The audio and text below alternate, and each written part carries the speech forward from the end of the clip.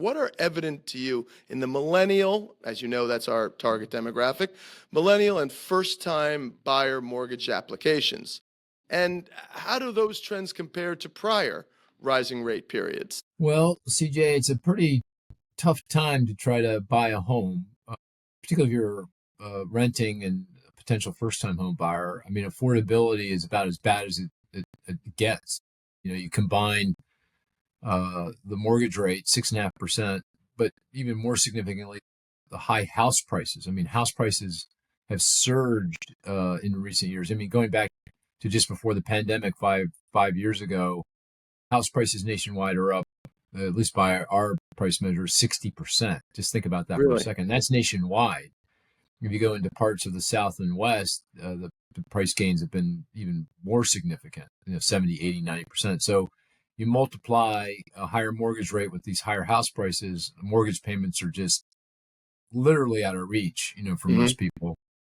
And, the other problem that folks are having, particularly millennials, I think, because many of them are renting, is that rents have also risen also a lot since the pandemic. And Hmm. so it's hard to save because, you've got to shell out all this cash to pay your rent. So how do you save for a down payment on a home? You add it all up, it's about as difficult time as I think it's ever been. And certainly in my career as a professional economist for 35 years, I've never seen anything like it. I think if you do look at surveys of folks, people in their 20s and 30s put housing kind of at the top of the list of their concerns. They're just at this point really wondering, can they ever afford to buy a home, ever become a homeowner? And that's really critical for many Americans. I mean, it's been part of the so-called American dream since the beginning of time to own an own home. It's the best way to build wealth for most people.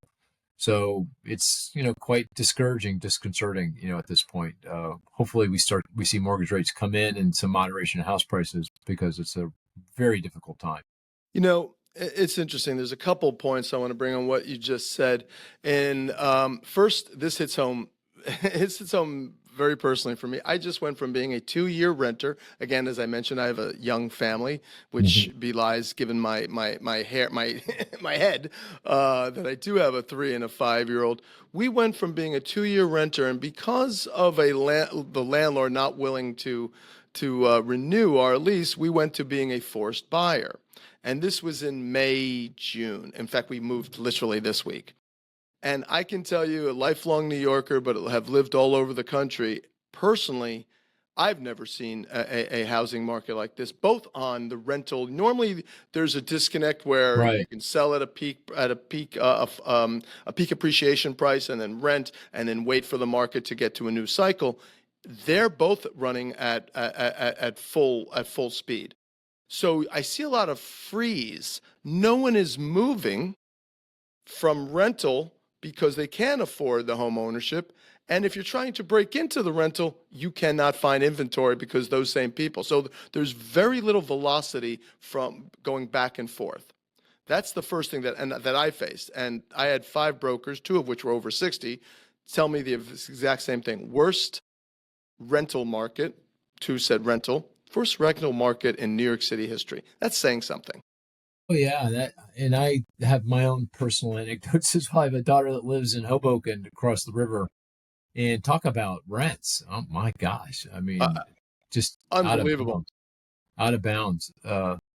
And yeah, you make a great point. I mean, one of the problems is this so-called interest rate lock. You've got, or I'd say housing lock more broadly, because there's other housing costs that are locking people in, like capital gains taxation, that kind of thing. But, yeah, I mean, if you're at a 6.5% mortgage rate, let's say that's where we are today, and the average coupon on an existing mortgage. So if you look at all the mortgage loans that are outstanding across the country and look at their interest rate and take an average, it's closer to 4%. That's a 2.5 percentage point difference. So how many people would be willing or able to go from a home with a 4% mortgage and to another home with a 6.5% mortgage? It's What do you do with it? impossible.